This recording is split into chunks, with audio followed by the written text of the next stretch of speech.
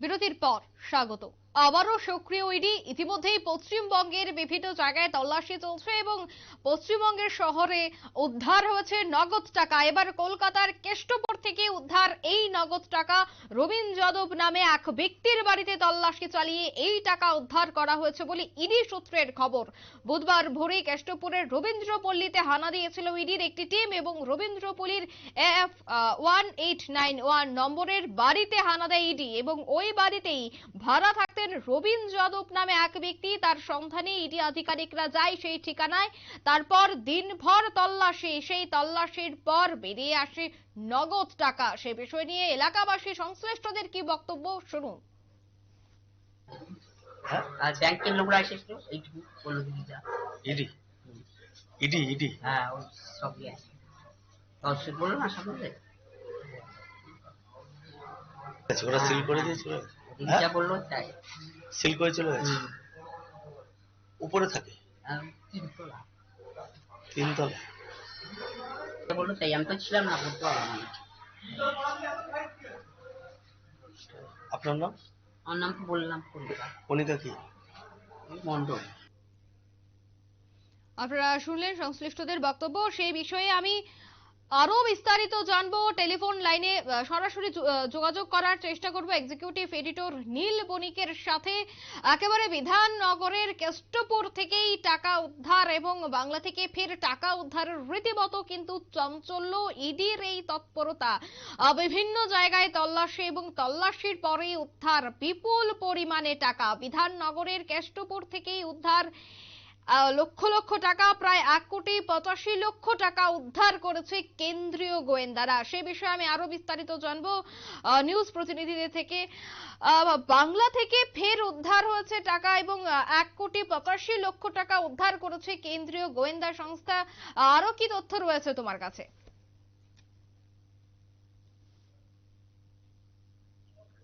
দেখো, বিধাননগরে আজকে কেষ্টপুরের একটি জায়গাতে হানা দিয়ে, একটি ফ্ল্যাট বাড়িতে হানা দিয়ে ইডির আধিকারিকরা প্রায় 1,80,00,000 টাকার কাছাকাছি টাকা উদ্ধার করে। যার পর দিয়ে কিন্তু ফের আবার প্রশ্ন উঠতে শুরু করেছে, তাহলে এটা কিসের টাকা। পরবর্তীকালে জানা যায় বিহারের একটি মামলা, সেই বিহারের একটি মামলার তদন্ত। মূলত এই মুহূর্তে কিন্তু একেবারে সক্রিয় ইডি এবং বাংলা থেকে ফের টাকা উদ্ধার রীতিমতো এলাকায় চাঞ্চল্য। 1,85,00,000 টাকা উদ্ধার করেছে কেন্দ্রীয় গোয়েন্দা সংস্থা। পরপর বিভিন্ন জায়গায় তল্লাশি এবং তল্লাশির পরেই উদ্ধার এই টাকা। আমরা আবার যোগাযোগ করার চেষ্টা করছি এক্সিকিউটিভ এডিটর নীল বণিকের সাথে। নীল, শোনা যাচ্ছে? একেবারেই দেখো, যোগাযোগ বিচ্ছিন্ন হয়ে গেছিল টেলিকমিউনিকেশনের প্রবলেমের জন্য। যেটা হচ্ছে 1,80,00,000 টাকার মতো উদ্ধার হয়েছে বিহারের একটি মামলাতে। হ্যাঁ, বিহারের ইডির আধিকারিকরা আজকে বিধাননগর পুলিশ কমিশনারেটের অন্তর্গত জায়গাগুলিতে তল্লাশি করে সেখান থেকে একটি ফ্ল্যাট বাড়িতে হানা দিয়ে এই টাকাটা উদ্ধার করে। যতদূর জানা যাচ্ছে যে সার্ভার ক্রাইম সংক্রান্ত একটি মামলা, সেই মামলাতেই এই টাকা উদ্ধার হয়েছে। তবে যেহেতু পশ্চিমবঙ্গে টাকা উদ্ধার হলেই আবার কোন নেতা কোন মন্ত্রীর বাড়ি থেকে টাকা উদ্ধার হচ্ছে সেই নিয়ে একটা জল্পনা বাড়তে থাকে। এই ক্ষেত্রেও আজকে সকালবেলা তাই হয়েছিল, যখন টাকা গোনার মেশিন এবং ব্যাংকের কর্মীরা যখন আসে এবং যেখানে ইডির আধিকারিকরা এসছে, তারপরে কিন্তু একটা জল্পনা বাড়তে থাকে, তাহলে কি স্কুল দুর্নীতি মামলায় আজকে ইতিমধ্যেই ইডি কলকাতার 9টি জায়গায় তল্লাশি চালাচ্ছে, তাহলে কি এই জায়গাতেই টাকাগুলো উদ্ধার হলো, সেই প্রশ্ন উঠতে থাকে স্বাভাবিকভাবেই। কিন্তু না, একেবারেই না।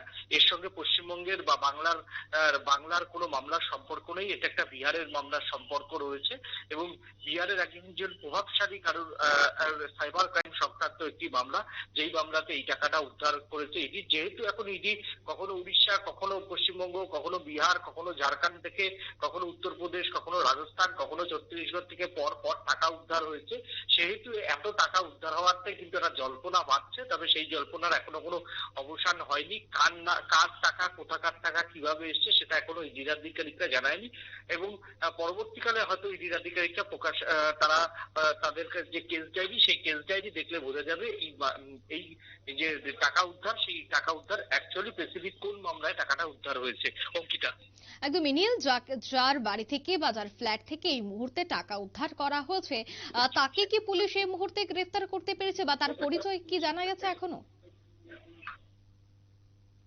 আহ, দেখো, যার বাড়ি থেকে টাকাটা উদ্ধার হয়েছে তিনি হচ্ছে বিহারেরই একজন বাসিন্দা এবং কলকাতার ওই জায়গাতে ভাড়া নিয়ে থাকতেন, ওই ফ্ল্যাটটিতে ভাড়া নিয়ে থাকতেন বলে জানা গিয়েছে। তবে এখনো পর্যন্ত যেহেতু বিহারের আধিকারিকদের এই মামলাটা বা বিহারের ইডির আধিকারিকদের এই মামলা, সেহেতু এখনো পর্যন্ত বিশদে কিছু জানা যায়নি। তবে সময় পার হলে আরেকটু পরেই হয়তো তাকে আদালতে তুলবে। আদালতে তুললে তখন কেস ডায়েরিতে বিষয়টা ইডির আধিকারিকদের লিখতে হবে, তখন যদি কিছু জানা যায়। অঙ্কিতা। একদমই ধন্যবাদ নীল। এই মুহূর্তে বাংলা থেকে আবারও উদ্ধার হয়েছে 1,85,00,000 টাকা। কেন্দ্রীয় গোয়েন্দা সংস্থার এই তল্লাশি মূলত আবারও কিন্তু পশ্চিমবঙ্গে একেবারে উদ্ধার কোটি কোটি টাকা, রীতিমতো চাঞ্চল্য। এবং এই উদ্ধার বা এই ধরনের কাজ আগামী দিনেও জারি রাখবে ইডি, তাই কিন্তু জানা যাচ্ছে। নিয়ে নিচ্ছে ছোট্ট একটি বিজ্ঞাপন বিরতি, সঙ্গে থাকুন।